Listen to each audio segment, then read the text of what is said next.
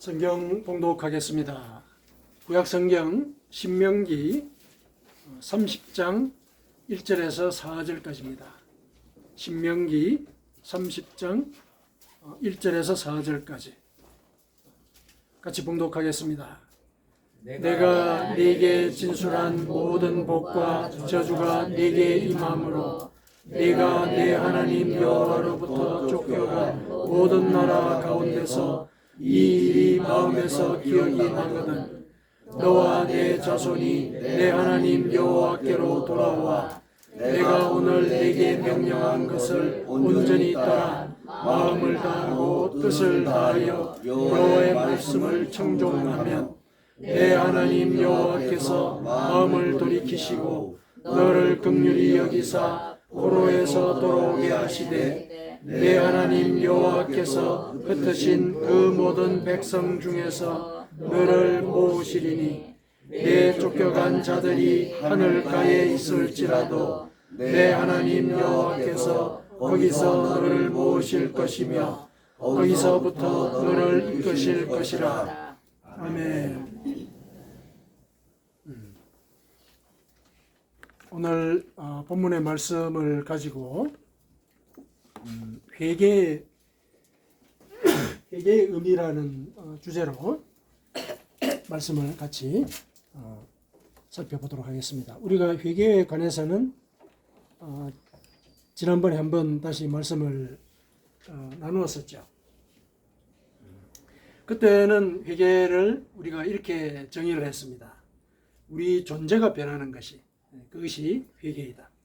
우리가 본질상 진노의 자녀였다가 이제는 하나님의 자녀로 거듭나는 그 과정에 이 회개가 존재하는 것이다. 이렇게 해서 우리 존재가 변하는 것, 그게 회개이다. 이렇게 우리가 그 말씀의 의미를 새겼습니다. 오늘은 이 말씀을 기반으로 해서, 본문의 말씀을 기반으로 해서 회개는 하나님께서 우리에게 주시는 두 번째 기회이다. 우리에게 주어진 그 두 번째 기회, 그런 이 주제로 오늘 본문의 말씀을 같이 나눠봤으면 좋겠습니다. 예수님께서 공생애를 시작을 하면서 제일 먼저 선포하신 말씀이 회개지요. 그리고 당신께서 이 땅에 오신 목적을 말씀을 하셨는데 그 목적도 뭐라고 그러셨냐면은 죄인을 불러 회개시키기 위함이다. 누가복음 5장 32절에 그렇게 말씀하셨어요. 이 땅에 오신 그 목적이 죄인을 불러 회개시키기 위한 것이다. 그 회개 자체가 예수님의 사역의 사실상의 목적이란 얘기죠. 물론 이제 우리의 구원을 위한 큰 틀에서 얘기를 할 수 있지만은 실질적으로는 회개시키는 것. 그것이 당신께서 이 땅에 인간이 몸을 입고 오신 그 근본 목적에 해당한다. 이렇게까지 얘기를 하셨어요. 이 회개가 우리 신앙생활에 얼마나 중요한지 그걸 우리가 다시 한 번 더 되새겨야 하겠습니다. 실은 이 회개는 하나님께서 인간을 창조하신 뒤에 인간이 예를 들면 이제 실패를 했죠. 하나님의 뜻을 제대로 실행하지 못하고 실패를 하고 난 뒤에 인간의 그 삶과 그 운명 자체에 대해서 새롭게 계획을 하셨을 때 드러내 놓으신 당신의 뜻의 일부이기도 합니다. 왜 이렇게 얘기를 하냐면은 태초에 인간이 타락을 했을 때 그 첫 번째 아담이죠. 첫 번째 아담이 타락을 했을 때 하나님께서 아담에게 찾아오셨거든요. 찾아오셔가지고 왜 내 말을 지키지 않았는지 사실은 연유를 물으셨어요. 그 연유를 물으신 그것은 실은 회개할 기회를 주신 것이거든요. 그 상황을 예를 들어서 설명을 하고 예를 들면은 내가 당신의 말씀을 어겼습니다. 용서를 구할 수 있는 기회를 주신 거죠. 왜 네가 나를 피하여 숨었느냐 이렇게 물으셨단 말이죠. 그 자체는 회개의 기회를 주신 것이었습니다. 그런데 첫 번째 아담은 그 기회를 놓쳐버렸죠. 자기의 삶을 이제 변명하는 것으로 그 기회를 넘겨버렸거든요. 그렇게 해서 결국 죄를 한 그 대가, 범죄의 대가로서 사망을 짊어지게 되었죠. 하나님께서는 태초부터 실은 우리에게 재생의 기회, 회개할 기회, 두 번째 기회를 주셨습니다. 그리고 이제 그런 상황들을 다시 한 번 더 확정을 하기 위해서 당신이 직접 인간의 몸을 입고 이 땅에 오셨죠. 그래가지고 이 땅에서 죄인을 불러 회개시키려고 내가 왔다. 이렇게 이제 선포를 하셨습니다. 회개가 그만큼 하나님이 우리 인간을 새롭게 만들고 또 새롭게 만드는 과정 결과로서 구원을 하기 위한 그런 목적을 실현시키는 그 도정에서 굉장히 중요한 의미를 지닌다는 것. 그걸 이제 우리에게 일러 주신 것입니다. 오늘 본문의 그 말씀은 이 회개가 우리 삶에 있어서 두 번째 기회라는 사실을 아주 명시를 해주고 있습니다. 본문의 말씀을 같이 한번 살펴보시죠. 1절에 보니까 내가 네게 진술한 모든 복과 저주가 네게 임함으로, 여기서 네는 모세를 가리킵니다. 여기서 네라고 하는 존재는 이스라엘 백성들이죠. 이제 모압 평야에 모여서 모세의 설교를 듣고 그리고 가나안 땅으로 들어가려고 하는 그 단계에 있는 이스라엘 백성들입니다. 모세가 이들에게 진술을 했습니다. 뭘 진술했냐면은 모든 복과 모든 저주에 대해서 얘기를 했습니다. 앞서 우리가 29장 신명기 28장 29장에 보면은 하나님의 말씀을 청종하라 이런 얘기를 하고, 청종했을 때는 이런 복을 받을 것이고 또 말씀을 따르지 않았을 때는 이런 저주를 받게 될 것이다. 그러면서 이 결론적으로 무슨 말씀을 하냐면은 네가 내 말을 지키면은 네가 집에서 나가도 복을 받고 들어와도 복을 받을 것이다. 이렇게 얘기를 하고, 내 말을 지키지 않으면은 네가 나가도 저주를 받고 들어와도 저주를 받을 것이다. 이렇게 얘기를 해요. 그러면서 받을 복과 받을 저주에 대해서 상세하게 진술을 했습니다. 모세가 진술을 했습니다. 얼마나 안타깝겠습니까? 이제 지도자가 없어진 상태에서 이들이 들어가서 새로운 질서를 만들어야 되는 그런 상태 속에 빠지게 되니까 얼마나 안타깝겠습니까? 그래서 재차 강조를 합니다. 꼭 하나님 말씀을 지켜라. 그러면서 지켰을 때의 복과 지키지 않았을 때의 그 저주를 다시 한 번 더 자세히 일러줬습니다. 그런데 이 저주가 혹은 이 복이 다 너희에게 임할 것이다. 이렇게 얘기를 했어요. 자, 이 말은 뭐냐 하면은 이 복과 저주가 너희 앞에 있다. 너희 앞에 있다. 선택은 너희가 해야 된다. 이 말이 밑에 깔려 있는 거예요. 사실은 복과 저주를 다 이런 얘기는, 다 일러줬다는 얘기는 선택권이 너희에게 있다. 이 얘기를 한 겁니다. 너희가 복을 선택할 수도 있고 저주를 선택할 수도 있다. 그 얘기를 하는 겁니다. 근데 이어서 뭐라 그러냐면은 네가 네 하나님 여호와로부터 쫓겨간 모든 나라 가운데서 이 일이 마음에서 기억이 나거든. 그런데 선택권이 있는데 이스라엘 백성들이 하나님의 저주를 받는 그 상황을 예를 들고 있죠. 그렇지 않습니까? 네 하나님 여호와로부터 쫓겨간 모든 나라, 이렇게 얘기를 했거든요. 앞서 29장에 보면은 하나님 말씀을 지키지 않았을 때 이스라엘 백성들을 하나님이 뽑아내어서, 그 자리에서 뽑아내어서 다른 나라에 던져버리겠다. 이 저주의 내용이에요. 저주의 내용. 최종적인 저주의 내용이죠. 나라가 망할 것이다. 이렇게 이제 얘기를 하셨거든요. 그 저주의 말씀을 이렇게 환기를 시키는 거예요. 이만큼 이제 모세는 이스라엘 백성들이 꼭 하나님 말씀을 따라서 지켰으면 좋겠다 하는 그런 간절한 마음을 담아서 저주의 말씀을 이렇게 언급을 하는 거예요. 어쩌면은 교육의 효과 중에서 제일 예를 들면은 기본적인 방법이죠. 겁을 주는 거죠. 위협하는 거죠. 예를 들면은 겁을 줘서 이제 지키게 하는 그런 방식이죠. 얼마나 절박했으면 이제 이런 방식을 선택을 했겠습니까? 이렇게 너희들이 저주를 받게 될 일이 있을 것이다. 이 얘기를 한 거죠. 그래서 너희들이 저주 가운데 고통 당하다가 이 일이 마음에서 기억이 나거든. 이 일이라는 게 뭡니까? 모세가 이스라엘 백성들에게 복과 저주를 다 일러준 이 일이에요. 다 일러준 일이죠. 그러면은 저주를 받는 상황에 빠졌을 때 기억나는 그 일이라는 게 뭐겠습니까? 아, 복을 선택할 기회도 우리에게 주어졌었네. 이걸 기억하라는 얘기죠. 복을 선택할 그런 기회도 하나님이 우리에게 주셨구나. 이걸 다시 환기를 시키라는 얘기입니다. 그래서 이제 이렇게 이어서 얘기를 하죠. 2절에 너와 내 자손이 내 하나님 여호와께로 돌아와서 내가 오늘 내게 명령한 것을 온전히 따라 마음을 다하고 뜻을 다하여 여호와의 말씀을 청종하며, 뭡니까? 기억이 나면 우리에게 하나님께서 이렇게 저주의 그런 길만 마련하신 것이 아니고 복을 주시겠다고 약속까지 하셨었구나. 이게 기억이 난다면은 돌아오라는 거죠. 돌아오라. 돌아오라. 그래서 하나님의 말씀을 온전히 따라서 마음을 다하고 뜻을 다하여 청종하면 이렇게 되는 거죠. 따라 지키면 내 하나님 여호와께서 마음을 돌이키시고 너를 긍휼히 여기사 포로에서 돌아오게 하시되 구해주시겠다는 얘기죠. 그러니까 두 번째 기회를 주신다는 얘기를 모세가 지금 얘기를 하고 있는 겁니다. 하나님께서.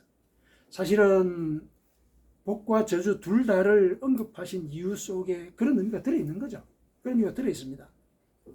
둘 중에서 선택할 수 있는 권리가 있다는 사실과 더불어서 예를 들어서 처음부터 저주의 길을 선택한 자에게 다시 돌이켜서 복을 선택할 기회가 있다는 것을 하나님이 알려주신 거예요.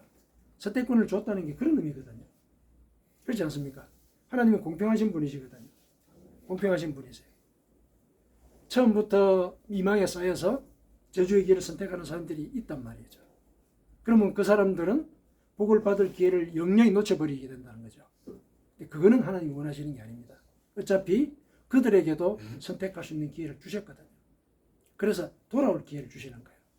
그러나 돌아올 그 기회마저 거부한다면 그거는 두 가지 선택 중에 하나를 선택하게 하는 그 은혜마저 버리는 것이기 때문에 그 다음은 기회가 없는 거죠. 그래서 회개를 하는 것, 이것이 하나님의 복을 다시 회복하는 그런 통로가 되는 것입니다. 선택권을 주셨다는 게 그런 의미가 있는 겁니다. 그래서 돌아오면은 너를 다 이렇게 모든 백성들을 만국에서부터 불러 모을 것이다. 단순히 그냥 불러 모은다 이런 게 아니라 구체적으로 4절에 보니까 내 쫓겨간 자들이 하늘 가에 있을지라도 저 하늘 끝에 그렇게 방치되어 있는 그런 상태로 고통을 당하고 있을지라도 내 하나님 여호와께서 거기서 너를 데리고 올 것이다. 거기서부터 너를 이끌 것이다. 이렇게 얘기를 하죠. 거기서부터라는 게 물론 공간적인 개념이지만은 신학적으로도 얘기를 할 수가 있죠. 이 거기가 어디입니까? 회개한 그 순간이죠. 회개한 그때부터 하나님이 너를 이끌 것이다. 이렇게 얘기를 하고 있는 것이죠. 모세가 이 회개라고 하는 것이 우리에게 주어진 인생의 두 번째 기회, 새로운 생명을 회복할 수 있는 두 번째 기회라는 사실, 그거를 이스라엘 백성들에게 오늘 분명히 일러주고 있는 것이죠. 이 두 번째 기회라고 했을 때 그러면 이제 이런 생각을 할 수가 있을 겁니다. 그러면 딱 한 번만 더 기회를 주신 것이냐? 두 번째 기회라는 게 그런 뜻이냐? 이렇게 이제 생각을 할 수가 있거든요. 근데 그렇지는 않습니다. 두 번째 기회라는 얘기는 다음번에도 기회가 계속 있다라는 그런 의미가 들어있는 겁니다. 다음번에도 계속 있다. 왜 그렇게 해석을 하냐면은 베드로가 예수님께 와서 내 형제가 나에게 잘못을 했을 때 몇 번이나 용서를 해줘야 되겠습니까? 그렇게 문의를 한 적이 있죠. 그때 예수님께서 뭐라고 답을 하셨습니까? 제가 7번만 용서해주면 되겠습니까? 이렇게 묻지 않았습니까? 그래서 예수님께서 뭐라고 얘기하셨어요? 7번을 70번씩이라도 용서해줘라. 그 얘기가 뭡니까? 용서를 빌면은 그 횟수에 관여하지 말고 끝까지 용서하라 이런 얘기죠. 그렇죠? 그렇게 우리에게 말씀하신 이유는 뭡니까? 하나님이 우리를 그렇게 대하신다는 거거든요. 그렇게 대하시기 때문에 우리에게 그렇게 하라고 얘기를 하시는 거예요. 당신은 그러지 않으면서 우리 보고 그렇게 하라 그런 분이 아니시죠. 당신이 우리에 대해서 우리가 죄를 회개하고 돌아오면은 그때마다 다시 두 번째 기회를 주신다는 얘기죠. 이 두 번째 기회라는 얘기는 다음번 기회가 계속 있다는 얘기예요. 다음번 기회가. 그러면 이제 우리가 또 여기서 또 한 가지 또 의심을 가질 수 있죠. 야, 그거는 도덕적인 해이를 불러올 수 있지 않느냐? 계속 용서하신다니까.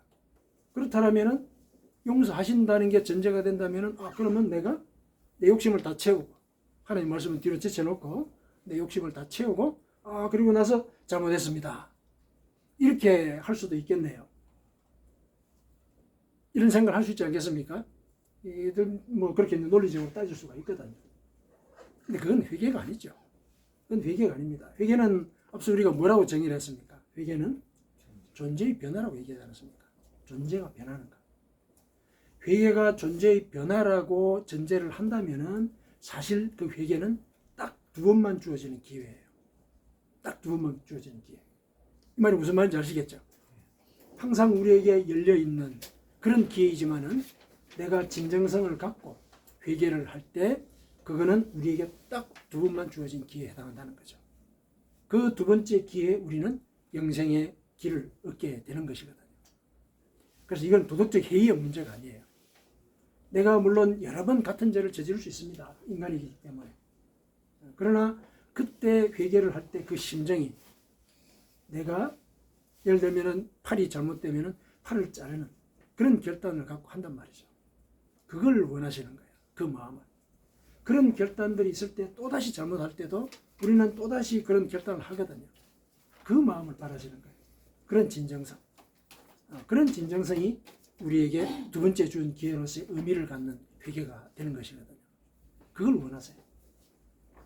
그러면 그 도덕적 해이의 문제는 해결이 되겠죠.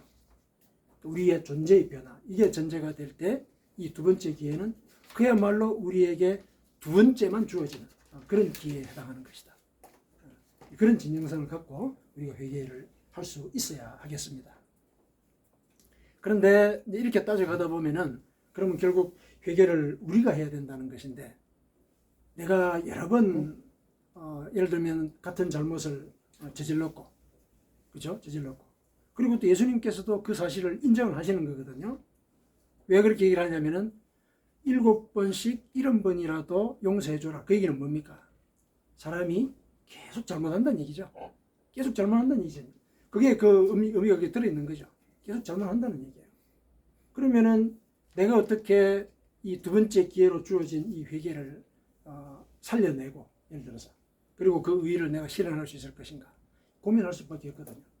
인간이 그렇게 자꾸 잘못하는 것이 본질적인 모습인데 하나님도 그걸 알고 그렇게 우리에게 말씀을 하셨는데 그럼 내가 회개를 한다는 게 입으로만 회개하는 것이 되지 않겠는가 이런 생각을 할 수가 있습니다.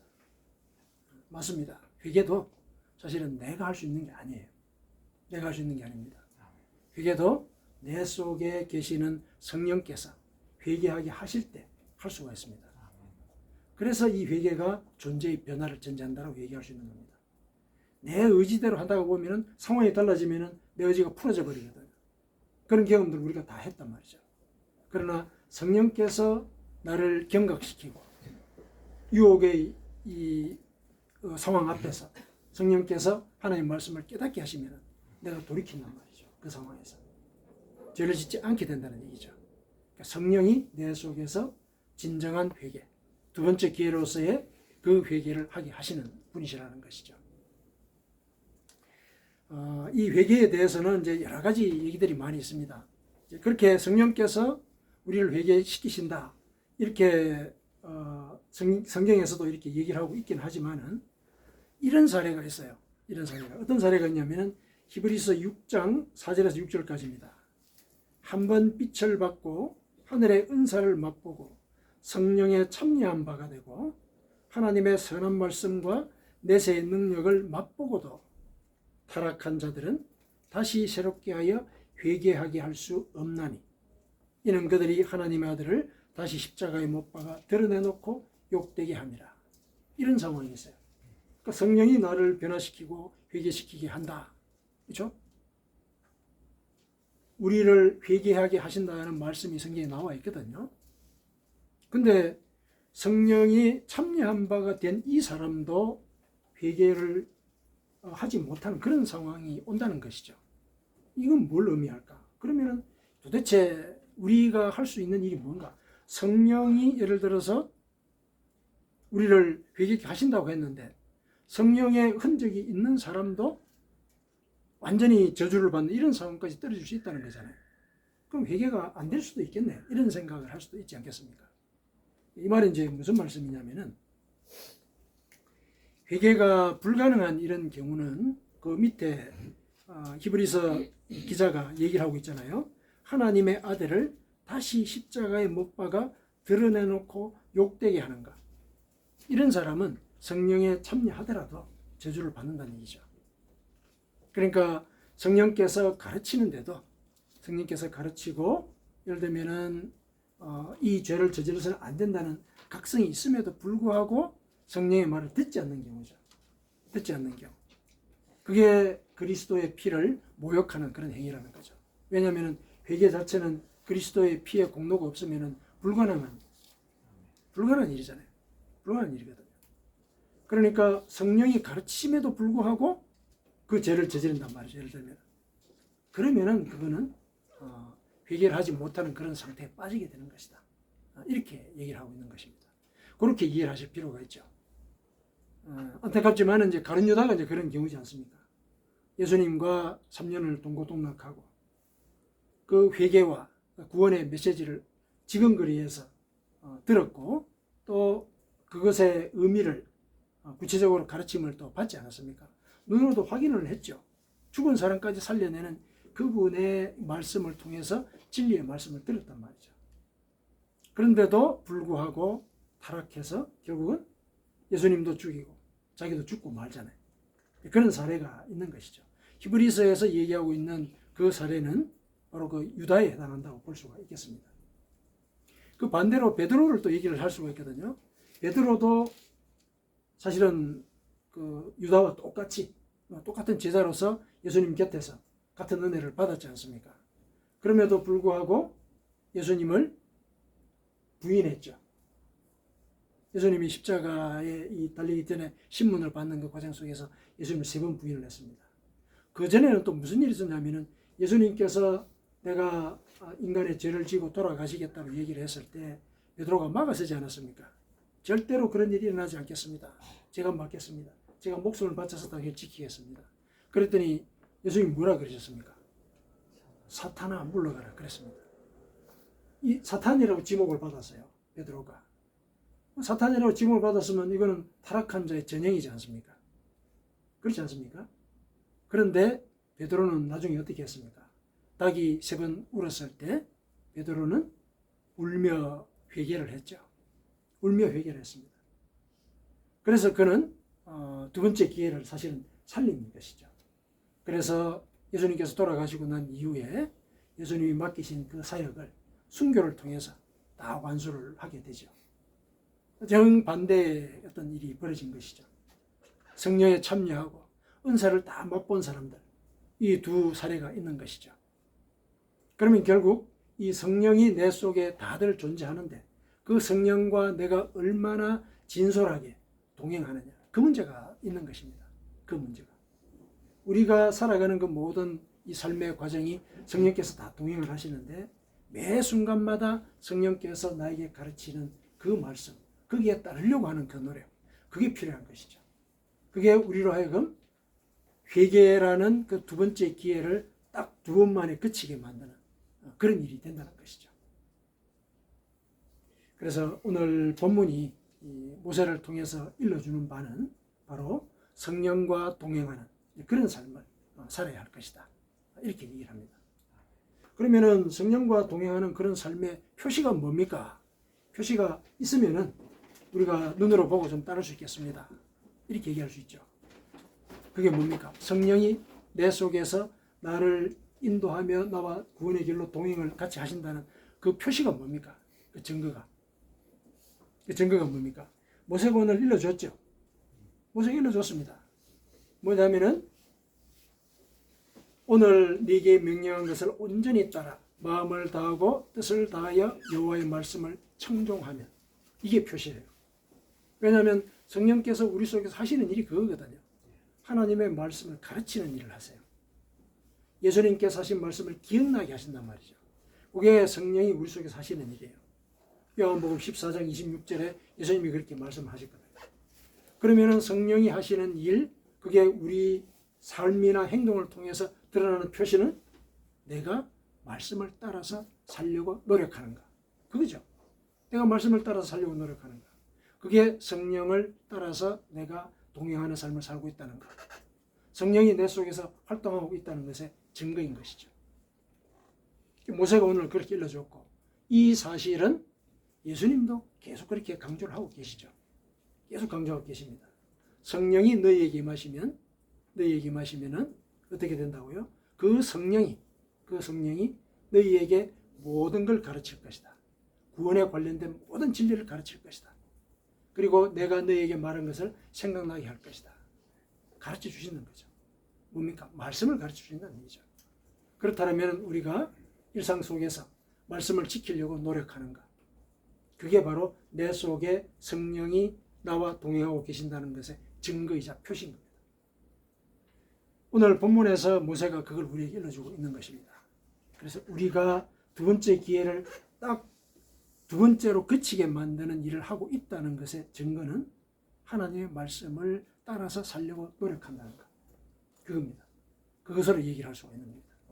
그것이 우리의 삶을 예를 들면 성령이 인도하는 삶으로 이어나가는 데 있어서 우리가 바칠 수 있는 노력의 모습인 것이죠. 그러면은 하나님은 왜 우리에게 이렇게 두 번째 기회를 주시면서 회개하기를 원하실까? 왜 회개하기를 원하실까? 회개를 우리에게 원하시는 그 이유가 뭘까? 그걸 우리가 한번 살펴보고 싶습니다. 왜 우리로 하여금 이렇게 회개를 하게 하실까요? 왜 두 번째 기회를 주실까? 그거는 하나님께서 우리가 회개를 하는 것 그 자체가 우리 자신을 잘 이해하고 계시기 때문에 그래요. 잘 이해하고 계시기 때문에. 앞서 그 기회를 두 개를 주지 않았습니까? 예를 들면 복과 저주를 다 일러주셨단 말이죠. 선택할 수 있는 여지를 주셨어요. 선택할 수 있는 여지를 주셨다는 것 자체가 인간이 물론 선택할 수 있는 자유의지가 있는 존재이긴 하지만은 저주를 선택할 가능성이 있는 존재다. 이걸 전제를 하신 거거든요. 그걸 전제를 하신 거예요. 그러니까 인간이 자유의지를 갖고서 죄를 선택할 수 있는 여지가 있구나. 그래서 죄를 선택했을 때 그러면 저들은 저주의 길로 그냥 빠지도록 내버려 둘 것이냐? 그건 아니라는 거죠. 왜냐하면 당신의 형상을 가지고 우리를 창조하셨기 때문에 그 형상은 저주로만 가는 그 길로 가도록만 만들어진 존재가 아니거든요. 그렇다면 저주로 빠졌을 때 다시 돌아와서 복의 길을 선택할 수 있는 그 여지를 줘야 되겠다. 그런 것이죠. 그런 뜻이 그 속에 들어있는 것입니다. 그래서 우리에게 회개하도록 두 번째 기회를 주신 그 근본 예를 들면 이유는 우리가 죄를 지을 가능성이 있음을 알고 계시기 때문에 그렇습니다. 알고 계시기 때문에. 그래서 이 두 번째 기회로서의 그 회개의 기회를 우리에게 주신 것이죠. 또 두 번째는 하나님이 죄인의 회개를 기뻐하시기 때문에 그렇습니다. 죄인의 회개를 기뻐하시기 때문에. 누가복음 15장 7절에 유명한 말씀이 있죠. 이와 같이 죄인 한 사람이 회개하면 하늘에서는 회개할 것 없는 의인 99으로 말미암아 기뻐하는 것보다 더하리라. 하나님은 죄인의 회개를 기뻐하십니다. 하나님이 회개 자체를 기뻐하신다. 그래서 우리에게 두 번째 기회를 주시는 것이죠. 그래서 앞서 언급을 해드렸듯이 예수님께서 이 땅에 오신 그 이유도 죄인을 불러 회개시키려는 그런 것이었습니다. 예수님께서 이렇게 얘기하셨죠. 건강한 자에게는 의사가 쓸데없고 병든 자에게라야 쓸데있나니 내가 의인을 부르러 온 것이 아니요 죄인을 불러 회개시키러 왔노라. 분명히 이렇게 명시하셨어요. 왜냐하면 당신의 목적을 이루는 그 일이고 우리가 인생의 목적을 이루실 때 기쁘지 않습니까? 기뻐하신다는 얘기죠. 우리의 회개 자체를 기뻐하신다. 우리도 예를 들어서 누군가와 또 깨어진 관계가 있다면 그 관계가 회복될 때 기쁘지 않습니까?